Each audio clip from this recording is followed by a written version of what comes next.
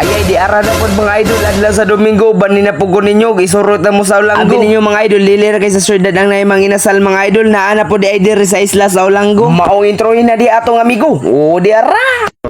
Madlaw nga Domingo mga idol, di update din ako karon mga idol. So bani ko ninyo mga idol, mga onte nyo bang inasal mga idol, o makita ninyo dire ang Ulanggo mga idol kung syudad ba gini siya or isla ba gini siya. Siyempre matik na dira kay kami duha dalon po na namong pagumangkon sa akong asawa para okay. Para yaman duha mga idol bagong topic karong adlaw. So matik din na irampa din na iyang kagwapa. Abo ka. Kani bata atisoy po ni basta-basta pa do. Awan na dagang pasundayag mga idol sa kanatan niya tusuking nga balabal no si Agaw no.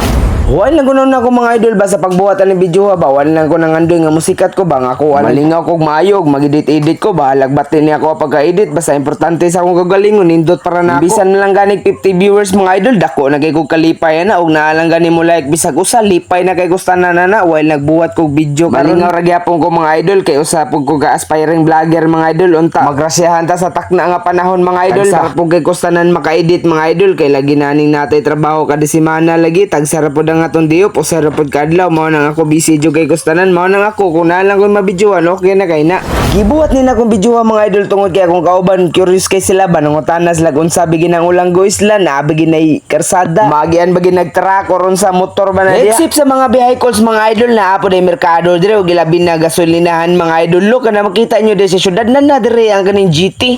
Kana mapalitin mo sa syudad mga idol na napo na diri sa Isla Ulanggo mga idol no naa na po'y barbershop diri ug ilabi na naa na po'y palawan diri para makabadala pug ka. Mura na gini siya tanaw og syudad mga idol kay na naman tanang klase diri sa mga di gasolina mga idol ug di crude. Transition sa ta mga idol kay doon lang kita sa atong destinasyon.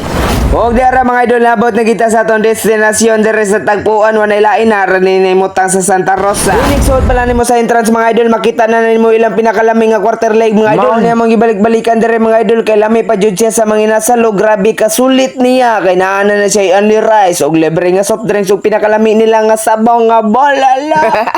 Except po sa quarter live mga idol na po na sila ito na pangaog na po na sila bili diyo ka na chorizo ug barbecue.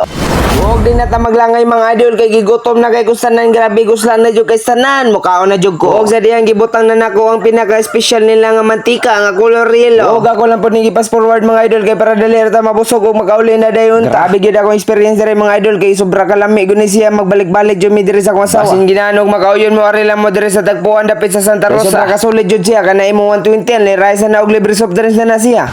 Huwag man naman tagaon pasalamat sa grasya og mandugab sa ta.